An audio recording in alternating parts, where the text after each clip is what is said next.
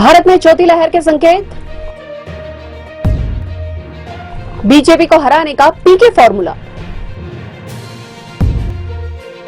सद्भाव पर भारी राजनीति। नमस्कार, मैं रूपाली बर्वे। वेब दुनिया का विशेष प्रोग्राम WD नाउ में आपका स्वागत है। आइए नजर डालते हैं सप्ताह भर की सुर्खियों पर एक अलग अंदाज में। भारत में लगातार बढ़ रहे कोरोना वायरस मामलों के चलते चौथी लहर की आशंका व्यक्त की जाने लगी है। एहतियात के तौर पर दिल्ली, तमिलनाडु व पंजाब समेत अन्य राज्यों में मास्क एक बार फिर अनिवार्य कर दिया गया है। दिल्ली और तमिलनाडु में तो सार्वजनिक स्थलों पर मास्क न पहनने पर 500 रुपए के जुर्माने के प्रावधान भी किए गए हैं। इसी बीच दिल्ली में एक रिसर्च में खुलासा हुआ है कि ओमिक्रॉन BA.2.12 के 9 सब वेरिएंट्स राजधानी क्षेत्र में सक्रिय है। एक सर्वे के मुताबिक 17% लोगों में ही एंटीबॉडी पाई गई है। यदि 70% से ज्यादा लोगों में एंटीबॉडी खत्म होती है तो मामले बढ़ सकते हैं। ऐसी स्थिति में चौथी लहर आने की प्रबल आशंका है। दिल्ली सरकार ने नई कोरोना गाइडलाइंस जारी करते हुए कहा है कि स्कूलों में थर्मल स्कैनिंग के बिना छात्रों और शिक्षकों को प्रवेश नहीं दिया जाएगा। दूसरी ओर भारत दौरे पर आए ब्रिटिश प्रधानमंत्री बोरिस जॉनसन ने यह कहकर भारत की तारीफ की है कि वे भारतीय वैक्सीन की वजह से ही स्वस्थ हुए हैं। इस बीच महामारी को लेकर वैज्ञानिकों ने फिर चेतावनी दी है। जॉन हॉपकिंस यूनिवर्सिटी के वैज्ञानिक अमिता गुप्ता का कहना है कि असमान टीकाकरण भारत सहित पूरी दुनिया के लिए मुद्दा है और भारत में जहां अभी तक 2% से भी कम आबादी को बूस्टर खुराक दी गई है, वहीं दुनिया के 56 देशों में अभी तक 10% लोगों का भी टीकाकरण नहीं हुआ है। चुनाव रणनीतिकार प्रशांत किशोर के कांग्रेस में शामिल होने की अटकलों के बीच भाजपा को हराने के लिए पीके का एक फॉर्मूला सामने आया है। इसके मुताबिक राहुल गांधी को प्रधानमंत्री पद का चेहरा होना चाहिए, जबकि कांग्रेस अध्यक्ष गांधी परिवार से बाहर किसी व्यक्ति को बनना चाहिए। दरअसल पीके पिछले कुछ दिनों में कांग्रेस नेतृत्व और वरिष्ठ नेताओं के साथ कई बैठकें कर चुके हैं और पार्टी में नई जान फूंकने के लिए अपनी ओर से कई सुझाव भी दिए हैं। इन सुझाव पर सोनिया गांधी द्वारा गठित समिति ने भी रिपोर्ट उन्हें सौंप दी है। श्रीमती गांधी की अध्यक्षता में प्रशांत किशोर को लेकर 6वें दौर की बैठक हुई। इसके साथ ही कांग्रेस में शामिल होने को लेकर भी पीके और शीर्ष नेतृत्व के बीच करीब 3 घंटे बैठक चली। कांग्रेस के नेता और पूर्व मुख्यमंत्री दिग्विजय सिंह ने कहा है कि पीके कांग्रेस में शामिल होने को लेकर कोई विरोध नहीं है।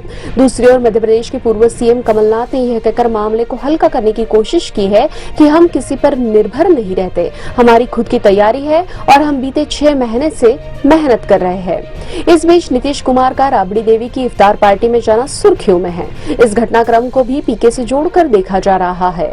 नीतीश की इस कदम से बिहार की राजनीति में हलचल मच गई है। माना जा रहा है कि लोकसभा चुनाव से पहले JDU और राजद एक बार फिर साथ साथ आ सकते हैं।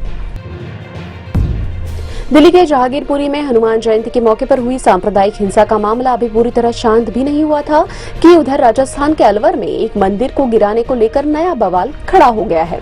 अलवर जिले के राजगढ़ कस्बे में अतिक्रमण रोधी एक अभियान के दौरान इस हफ्ते 2 मंदिरों को ध्वस्त किए जाने को लेकर भाजपा और कांग्रेस ने एक दूसरे पर आरोप लगाए। राजगढ़ कांग्रेस शासित राज्य में भाजपा शासित नगरपालिका है। अलवर से भाजपा सांसद बालकनाथ ने आरोप लगाया है कि सप्ताह की शुरुआत में की गई कार्रवाई में एक मंदिर की प्रतिमा को भी नुकसान पहुंचा है।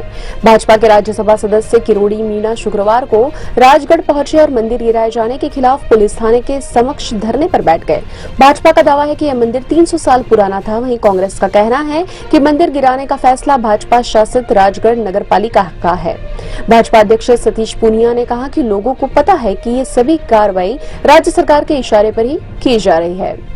दूसरी ओर पुलिस और अर्धसैनिक बलों से घिरे दिल्ली के तनावग्रस्त जहांगीरपुरी इलाके में शुक्रवार को हालात सामान्य होने के संकेत मिले, जब स्थानीय शांति समिति ने सांप्रदायिक सद्भाव का आह्वान किया और दोनों समुदाय के सदस्यों ने एक दूसरे को गले लगाते हुए बीती बातों को भूल जाने की हामी भरी। दोनों समुदायों ने कहा कि वे सद्भाव से रहना चाहते हैं और यह सुनिश्चित करना चाहते हैं कि ऐसी घटनाएं दोबारा न हो।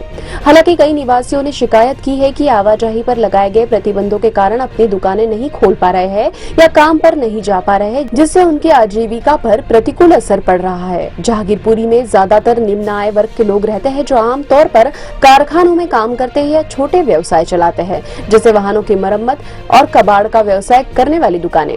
कई लोग फल सब्जी के भी ठेले लगाते हैं। अब खबरें संक्षेप में। पीएम नरेंद्र मोदी के दौरे से पहले जम्मू कश्मीर में आतंकवादी हमले, सुरक्षा बलों ने 36 घंटे की मुठभेड़ के बाद बारामूला में 3 आतंकी मार गिराए।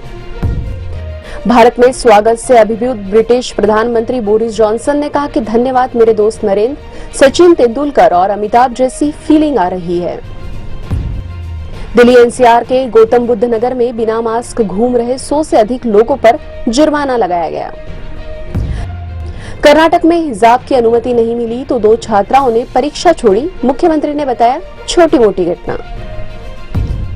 ये थी वेब दुनिया की खास पेशकश WD नाउ। इस प्रोग्राम के बारे में अपनी राय जरूर प्रकट करें और अगले सप्ताह की सुर्खियों के साथ हम फिर हाजिर होंगे। नमस्कार।